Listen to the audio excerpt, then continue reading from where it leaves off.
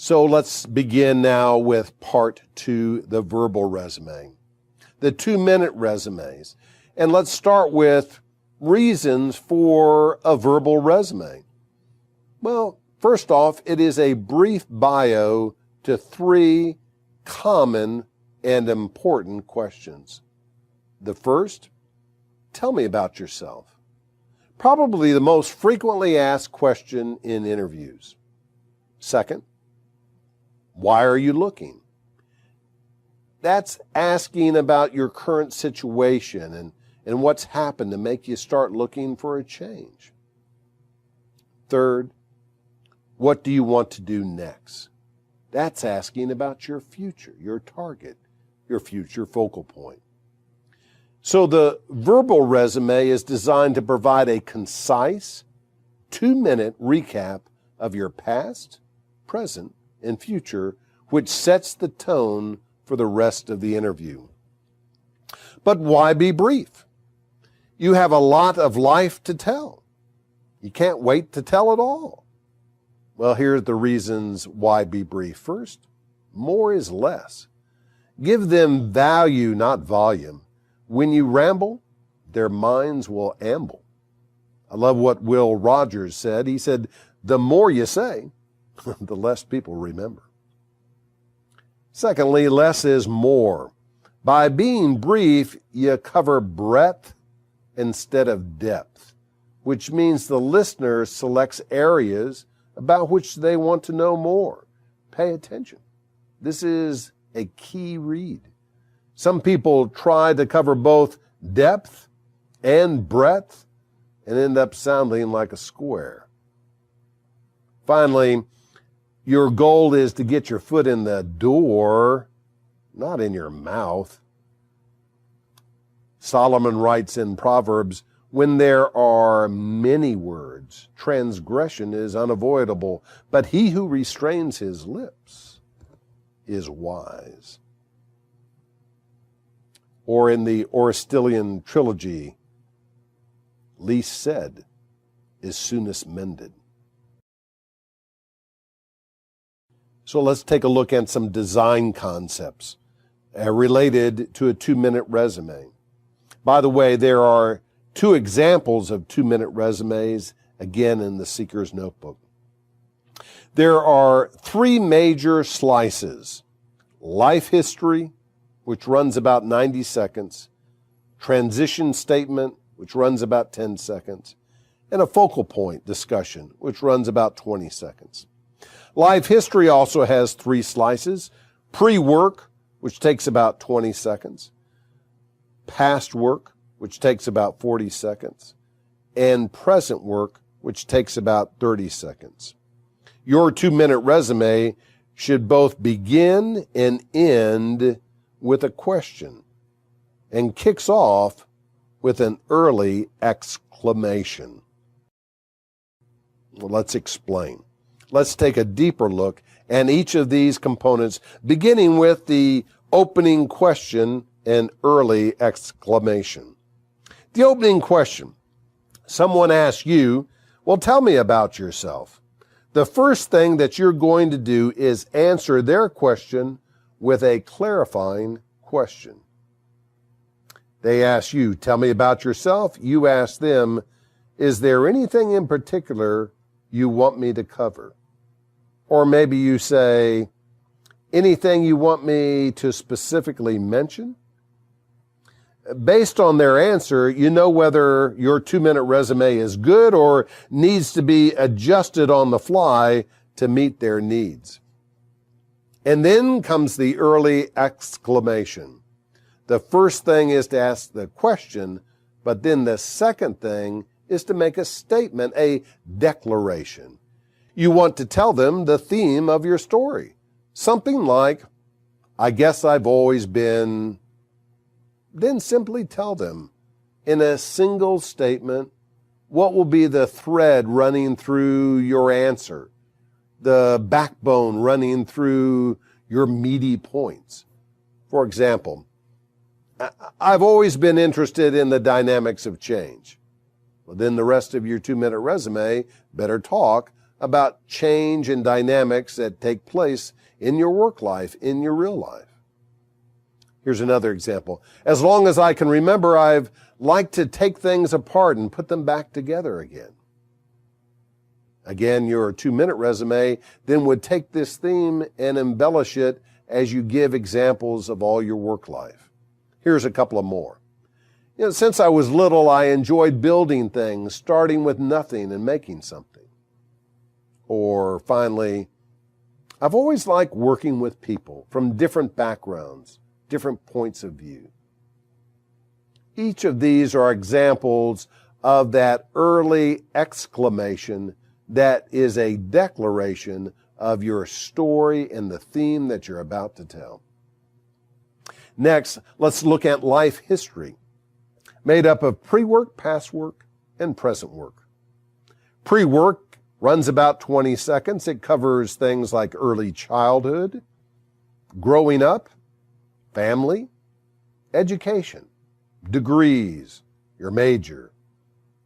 It's good for creating chemistry, building relationships through some common beginnings that you may share with the hiring authority. It is a lot to cover in a short time, only 20 seconds, so pick what's relevant to what? Oh yes, your focal point.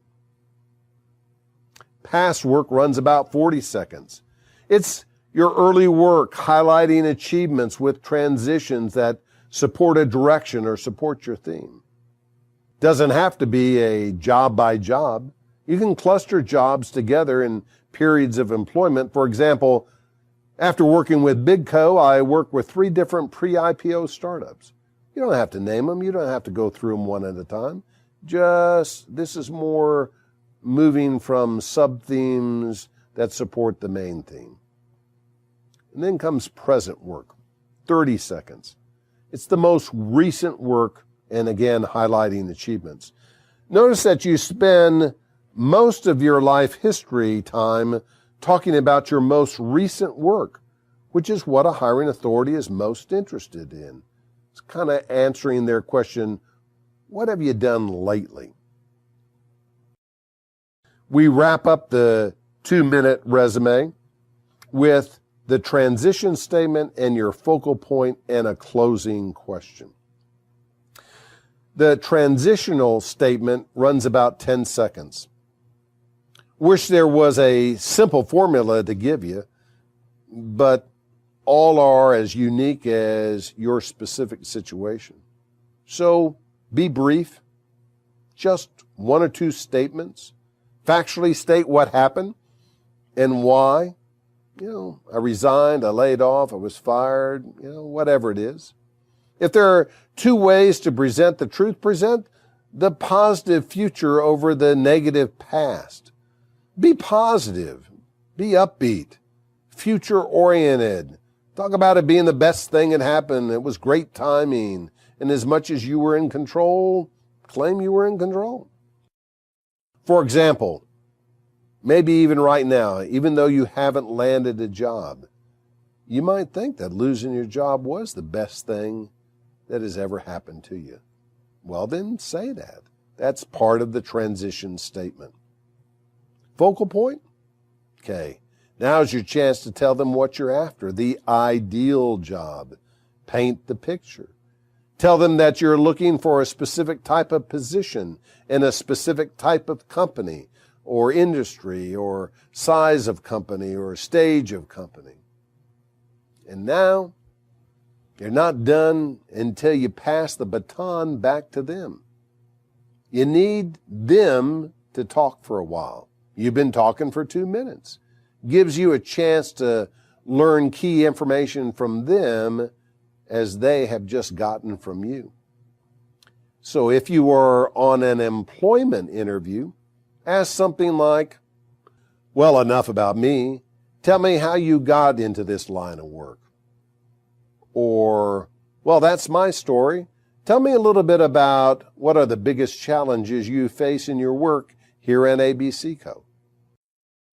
Now let me give you a couple ideas on how to develop your 2-minute resume. First off, write it down, practice it, trim it down or beef it up. get it down until it's right at 2 minutes.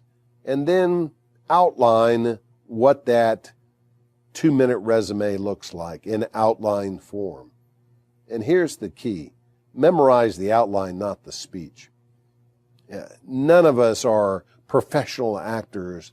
If we're under stress, it would be terrible to be in the middle of an interview and not remember word by word the speech that you had prepared for your 2-minute resume.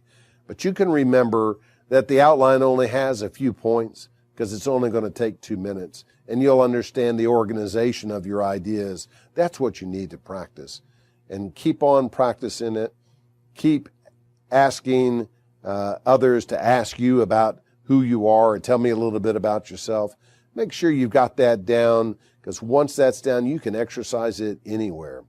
Some people will ask, what's the difference between a 2-minute resume and a 30-second elevator speech? You know, I've never been in a situation where I've been on an elevator for 30 seconds and wanted to just stop a conversation and jump out of an elevator. But the last 30 seconds of your 2-minute resume picks up the very tail end of your last job you had, talks about the transition statement, and covers the focal point, what you're looking for. That makes a good 30-second version of this. But anytime you give this, you need to be always ending 30 seconds or 2 minutes with a question that re-engages them into the conversation, where you can learn information about the ideal candidate or information about problems that they're facing within their business.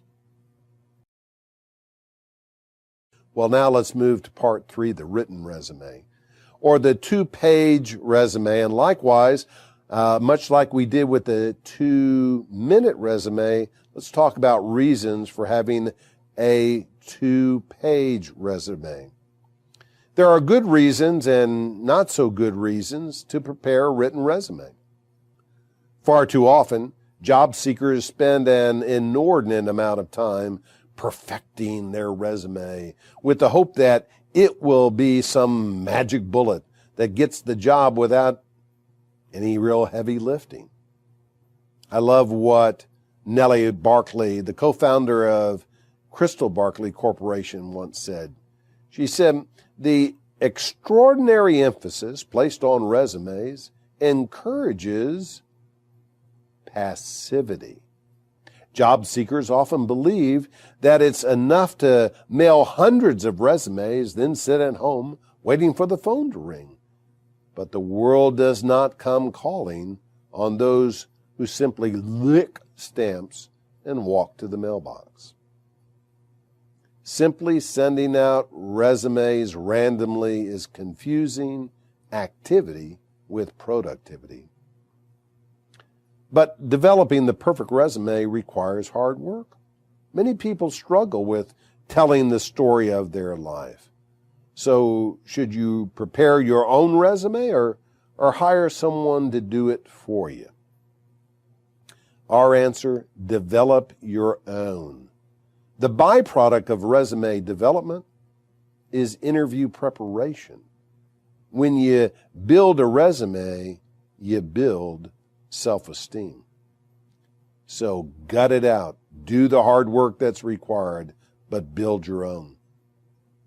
There are 3 good reasons to prepare a written resume, but be careful. One is before interviews, where a resume serves as a door opener. Your resume can be used to open doors. However, be careful. If you can open a door without it, do so.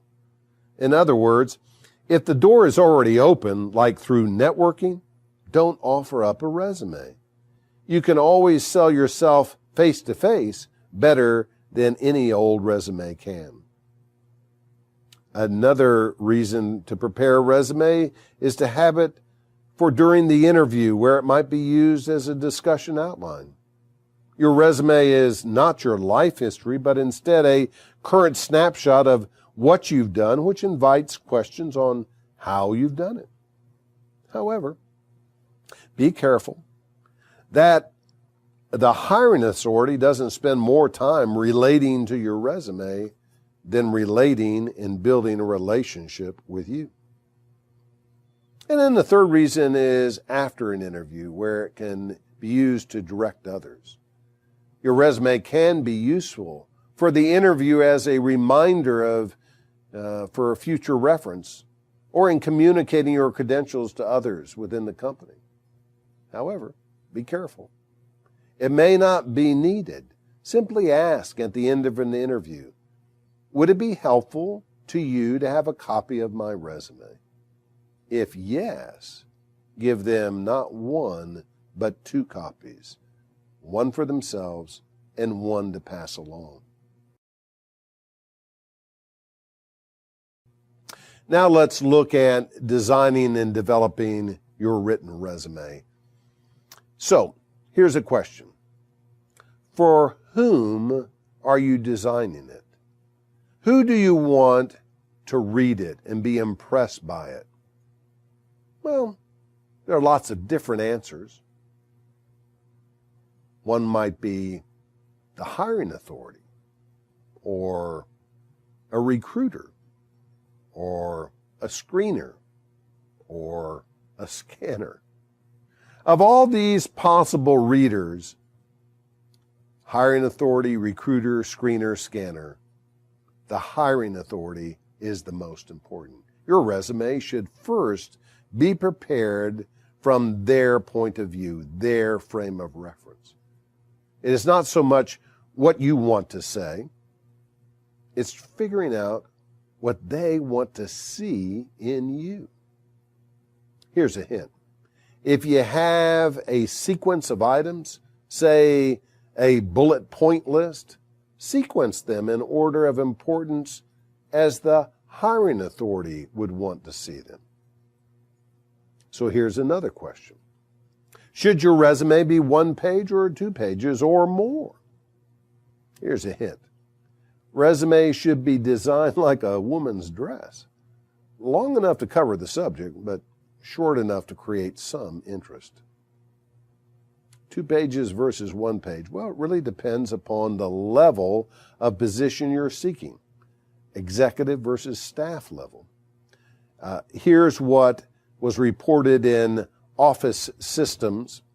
The best length of a resume depends on the job you're applying for. A recent survey of executives of the 1,000 largest U.S. companies conducted by account temps found that 64% prefer to receive 2-page resumes from candidates for executive positions.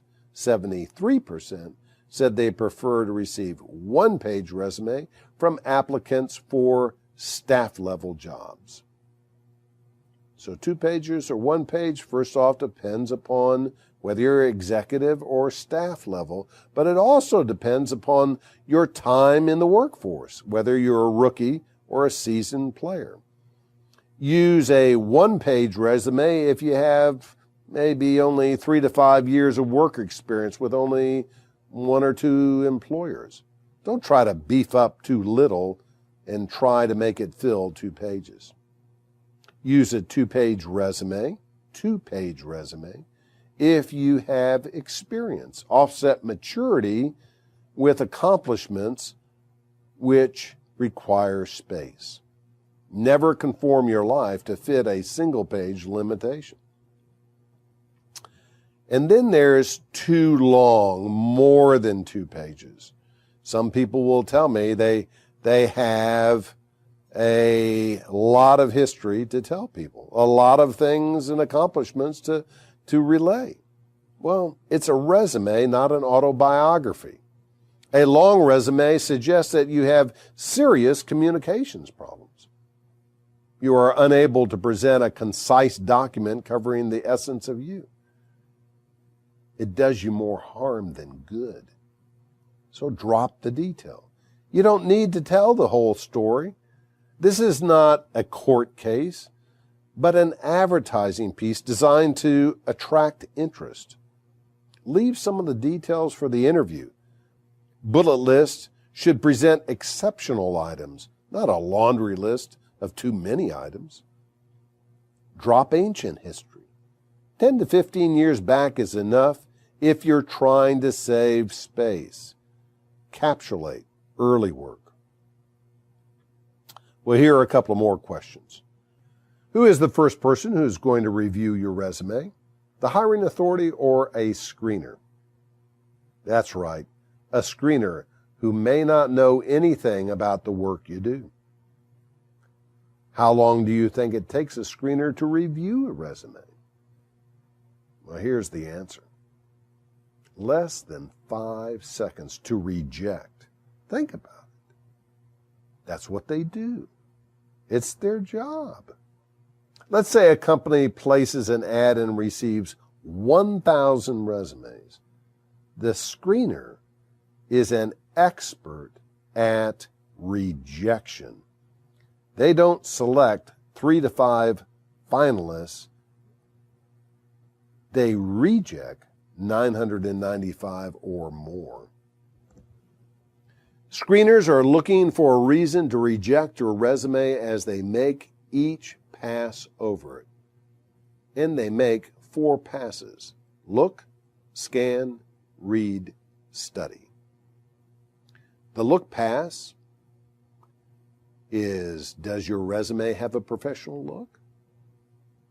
Does your resume have eye appeal? Is it easy to follow? Can I easily identify your focal point or the job you are seeking? Then there's the scan pass. Is your resume formatted with eye-catching phrases to make someone pause and think? Does the important information jump off the page?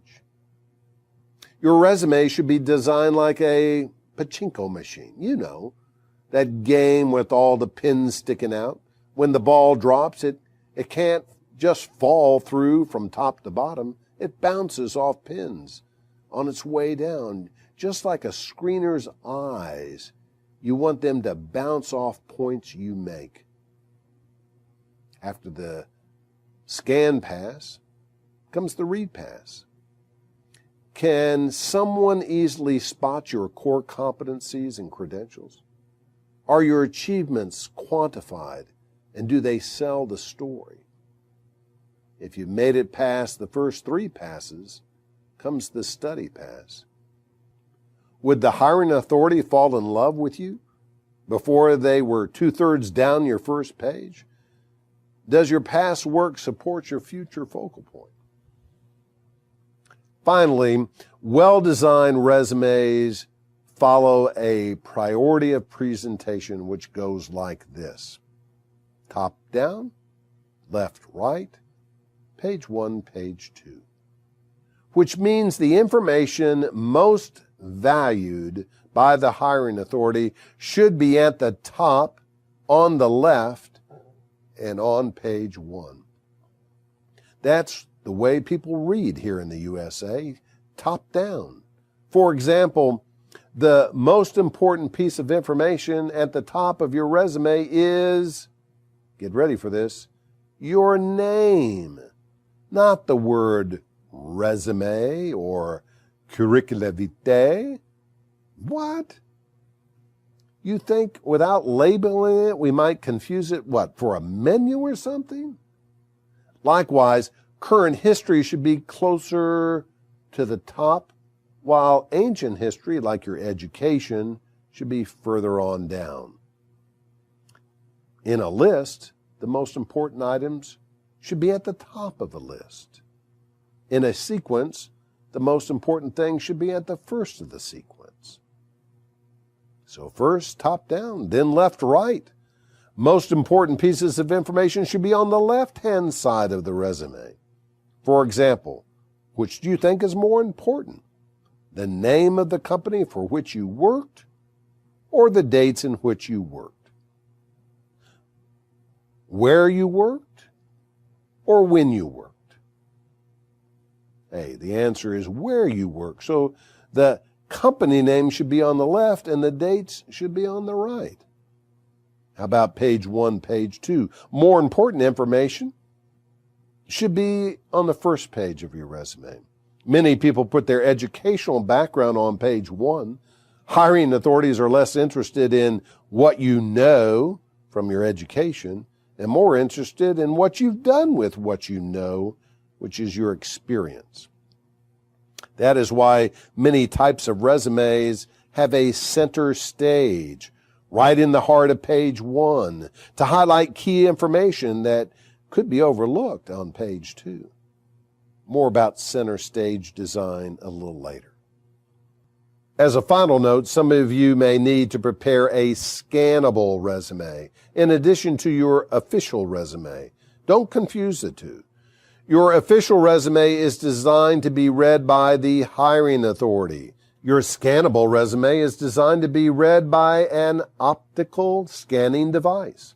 Its formatting is so simple and plain to make it easy to be machine readable. That is why it may be unappealing to a hiring authority. Here's a hint. When a scannable resume is requested, ask where you can also send a people-friendly resume.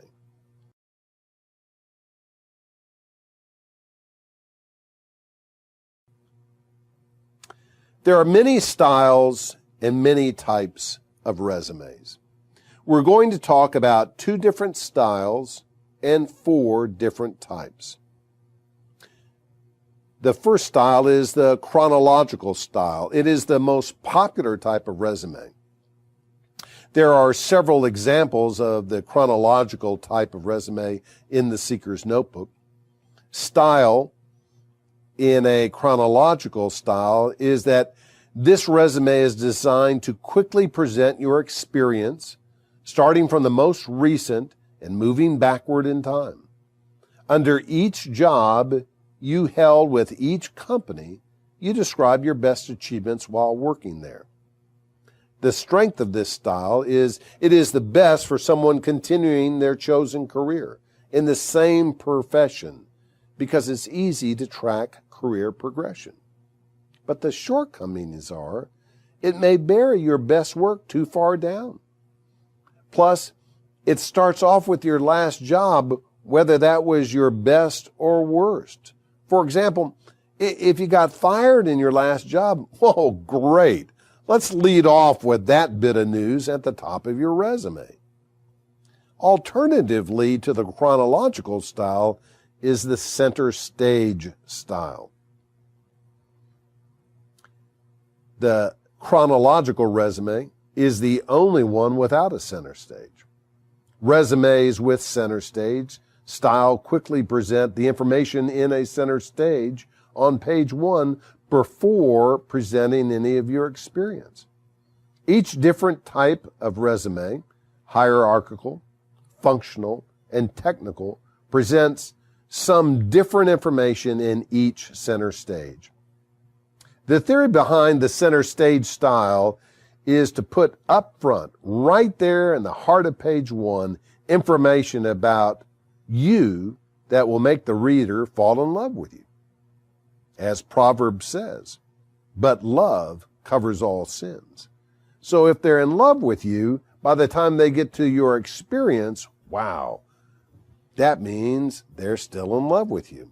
It is a predispositioning technique, getting someone to think positively about you before they go any further. Once they fall in love, their mind is biased to think favorably about what they read from that point forward. That's good advertising. So let's talk about the 3 types of center stage style resumes. The first is the hierarchical type. There are several examples, again, of the hierarchical type of resume in the Seeker's Notebook. The hierarchical resume is designed to quickly present in the center stage 4 to 6 of your best attributes coupled with your best achievements, independent of where and when you accomplish them. The strength is that this is best for highlighting your best and giving hiring authorities what they want to know about who you are and what you've done, right there at the top of page 1. Also, you can aggregate achievements across jobs to show lifetime achievements. Shortcoming is it's a little non-standard. but it's becoming more widely used because of Career Transition Workshop. It may be a little bit overpowering as well for someone wanting to kind of plateau or drop back in their career. A second style of note that's related to the hierarchical resume is the leading achievements type. Some people develop a leading achievements type of resume, which is designed to present in the center stage a list of their best achievements without linking them to any of their attributes. Just simply go the extra step by coupling each achievement with an attribute. A second type of center stage resume is the functional type. There are a few examples of functional type resumes also in the Seeker's Notebook. Here, this resume is designed to quickly present in the center stage 4 to 6 of the key functions associated with the position you are seeking, along with key achievements that you have accomplished under each function. Imagine a pie chart where each slice represents one of the major functions associated with the position you are seeking, not counting any administrative time. For example, if you were seeking a chief financial officer position, some of the functions of the job might include financial planning and analysis, capital budgeting, financial reporting, investment relations, treasury, cash management. As another example, if you were seeking a sales management position, some of the major functions of that job might include direct sales, training, marketing, sales management. Note, if you don't know what the major functions of the job are, you probably should not be going after that particular job. Looking at the strengths of this type, it's best for someone who has performed all the functions of the job but may have never ever really held the title. For example, someone changing careers or re-entering the workforce. Another strength is it's easy to match a resume against the job specifications. The shortcoming, however, may be that it sends a signal to the hiring authority that you may not have recently held the position. The final type of center stage resume is the technical resume. There are only a few examples of a technical type of resume in your Seeker's Notebook. This resume type is designed to quickly present in center stage the technology platforms associated with your work, the tools of your trade, your profession. For example, if you are seeking an information technology position, you might list the hardware, software, operating systems, database management systems, network architectures in which you have gained competency. Here, the strength is that it allows the hiring authority an opportunity to quickly accept or reject your candidacy based upon whether you have the experience with the desired tool set.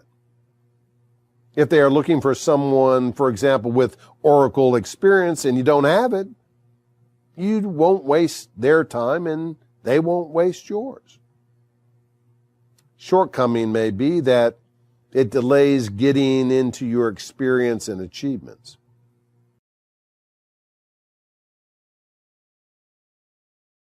Now, let's look at the basic organizational outline of a resume from top to bottom.